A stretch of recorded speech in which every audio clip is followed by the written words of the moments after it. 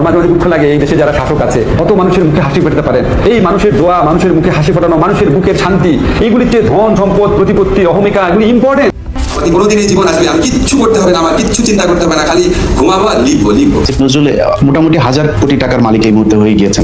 রাজনীতির সমীকরণে কি সবসময় 2 আর 2 এর 4 হয়, নাকি কখনো সেই চেনা সমীকরণ পর্দার আড়ালে বসে থাকা কোনো অদৃশ্য শক্তির গভীর ষড়যন্ত্রের মাধ্যমে সম্পূর্ণ পাল্টে দেওয়া হয়?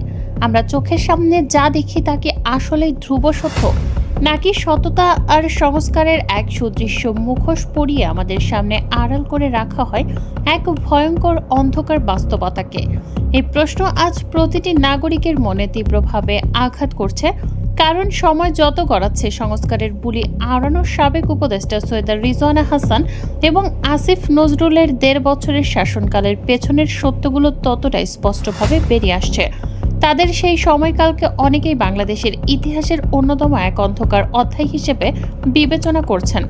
একটি দেশের অর্থনীতি, আইন শৃঙ্খলা, সমাজ, শিক্ষা, সংস্কৃতি এবং স্বাস্থ্য খাতের মতো প্রতিটি মৌলিক স্তম্ভ যখন একসাথে ভেঙে পড়ে, তখন তাকে কেবল শাসনগত ব্যর্থতা বলা যায় না, বরং এর পেছনে লুকিয়ে থাকে এক সুগভীর ও পদ্ধতিগত লুণ্ঠনের ইতিহাস।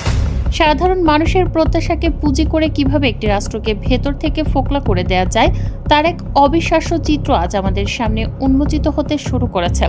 দুর্নীতি এবং অর্থ পাচারের বিরুদ্ধে যারা একসময় সবচেয়ে উচ্চ কণ্ঠ ছিলেন, ক্ষমতার মসনদে বসার পর তাদের নিজেদেরই অর্থ পাচারের রেকর্ড অতীতের সমস্ত সীমাকে ছাড়িয়ে যাবে তা কেউ কল্পনাও করেনি।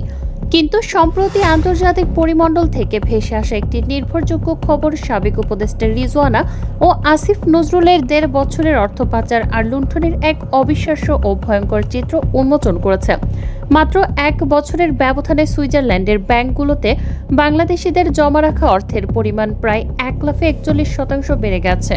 সুইস ন্যাশনাল ব্যাংকের সাম্প্রতিক বার্ষিক প্রতিবেদন অনুযায়ী 2025 সালের হিসাব শেষে ওই দেশের বিভিন্ন ব্যাংকে বাংলাদেশিদের জমা করা অর্থের পরিমাণ দাঁড়িয়েছে প্রায় 83 কোটি 41 লাখ সুইস ফ্রা। অথচ 2024 সালেও এর পরিমাণ ছিল প্রায় 59 কোটি সুইস ফ্রা। প্রতি সুইস ফ্রা 152 টাকা ধরলে সুইস ব্যাংকের প্রতিবেদন অনুসারে সেখানে বাংলাদেশিদের অর্থ জমার পরিমাণ দাঁড়ায় প্রায় 12,678 কোটি টাকা।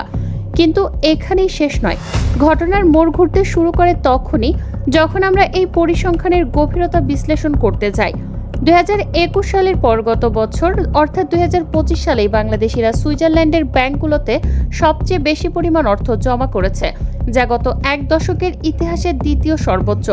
সমগ্র দক্ষিণ এশিয়ার মধ্যে ভারতের নাগরিকদের আমানত যেখানে আগের বছরের তুলনায় 8% কমে গেছে, সেখানে বাংলাদেশিদের আমানত এক ধাক্কায় 41% বৃদ্ধি পাওয়া কোনো সাধারণ ঘটনা হতে পারে না।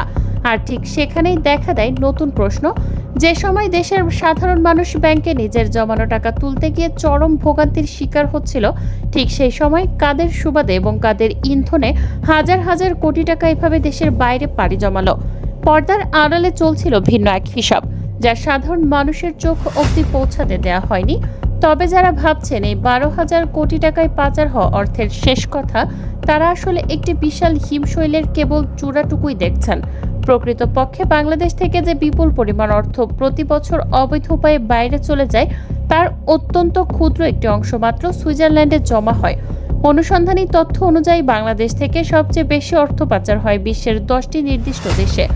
এই তালিকায় রয়েছে মার্কিন যুক্তরাষ্ট্র, যুক্তরাজ্য, কানাডা, অস্ট্রেলিয়া, সিঙ্গাপুর, হংকং, সংযুক্ত আরব আমিরাত, মালয়েশিয়া, কেমান আইল্যান্ড এবং ব্রিটিশ ভার্জিন আইল্যান্ডস।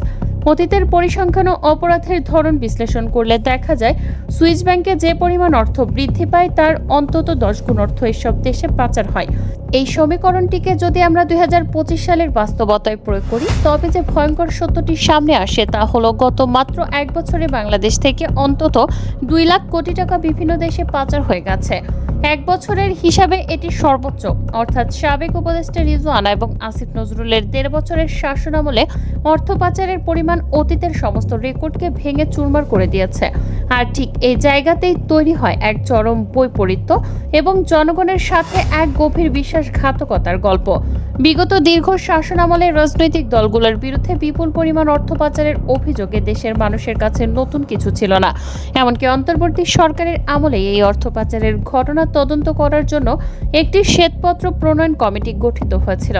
সেই কমিটির তথ্যের উদ্ধৃতি দিয়ে খোদ সাবেক প্রধান উপদেষ্টা তারেক রহমান তার এক বক্তব্যে উল্লেখ করেছিলেন যে 2009 থেকে 2023 সালের মধ্যে বাংলাদেশ থেকে অবৈধ অর্থ প্রবাহের পরিমাণ ছিল প্রতি বছর গড়ে প্রায় $16 বিলিয়ন বা 1,80,000 কোটি টাকার মতো।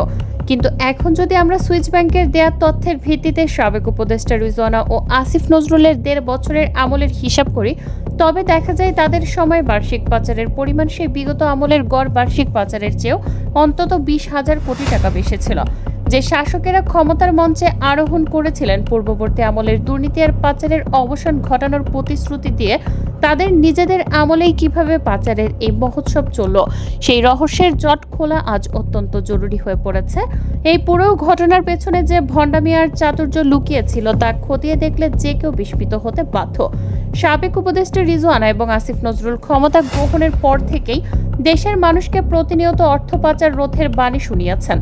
নিজেদের প্রচারের জন্য বিভিন্ন দেশ সফর করে অর্থ পাচার নিয়ে কথা বললেও কাজের কাজ বাস্তবে কিছুই হয়নি, বরং তাদের সেই বাণীর আড়ালেই নির্বিঘ্নে সম্পূর্ণ হয়েছে দেশের ইতিহাসের সবচেয়ে বড় আর্থিক লুণ্ঠন। তবে তাদের চেয়েও এক কাঠি সরেস ভূমিকা পালন করেছিলেন তাদেরই নিযুক্ত বাংলাদেশ ব্যাংকের তৎকালীন গভর্নর আহসান এইচ মনসুর, যিনি দায়িত্ব নেয়ার পর দেশবাসীকে গল্প শুনিয়েছিলেন যে মাত্র 6 মাসের মধ্যে পাচার হওয়া সমস্ত অর্থ দেশে ফিরিয়ে আনা হবে। এই অর্থ ফিরিয়ে আনার কথা বলে রাষ্ট্রীয় টাকায় তিনি একের পর এক দেশ সফর করেছেন, কিন্তু বেলা শেষে তিনি সুর বদলে বলতে শুরু করলেন যে পাচার হওয়া অর্থ ফেরত আনা অত্যন্ত জটিল এবং সময় সাপেক্ষ ব্যাপার। কিন্তু এখানেই শেষ নয়। পরবর্তীতে খোদ সেই গভর্নরের বিরুদ্ধে অর্থ পাচারের গুরুতর অভিযোগ উত্থাপিত হয়। তিনি যখন দেশের কেন্দ্রীয় ব্যাংকের সর্বোচ্চ পদে আসেন, ঠিক সেই সময়েই দুবাইয়ের তার মেয়ের নামে বিলাসবহুল ফ্ল্যাট কেনা হয়।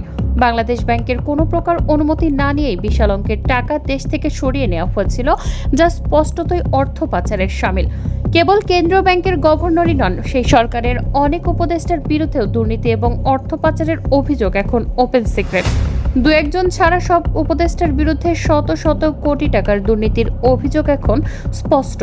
বিশেষ করে সাবেক আইন উপদেষ্টা আসিফ নজরুল এবং আসিফ মাহমুদ কেন অত্যন্ত গোপনীয়তার সাথে সুইজারল্যান্ড সফর করেছিলেন সেই প্রশ্ন এখন নতুন করে আলোড়িত হচ্ছে।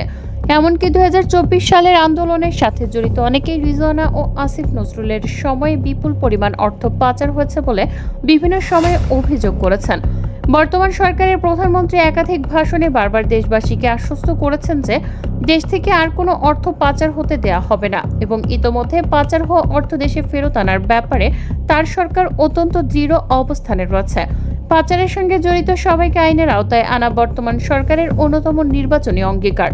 কিন্তু সুইস ব্যাংকের তথ্য আমাদের সামনে নতুন প্রশ্ন এনেছে। সাবেক উপদেষ্টা রিজওয়ানা এবং আসিফ নজরুলের আমলে পাচার হয় বিপুল পরিমাণ অর্থ ফেরত আনতে বর্তমান সরকার কি ব্যবস্থা নেবে, নাকি রাজনৈতিক সমঝোতা কিংবা অন্য কোনো অদৃশ্য কারণে তাদের এই নজিরবিহীন লুণ্ঠনের বিষয়টি স্রেফ উপেক্ষা করা হবে? দর্শক, আপনার মূল্যবান মতামত জানিয়ে দিন কমেন্টের মাধ্যমে। আর ভিডিওটা ভালো লাগলে শেয়ার করে অন্যদের দেখার সুযোগ করে দিন। আল্লাহ হাফেজ।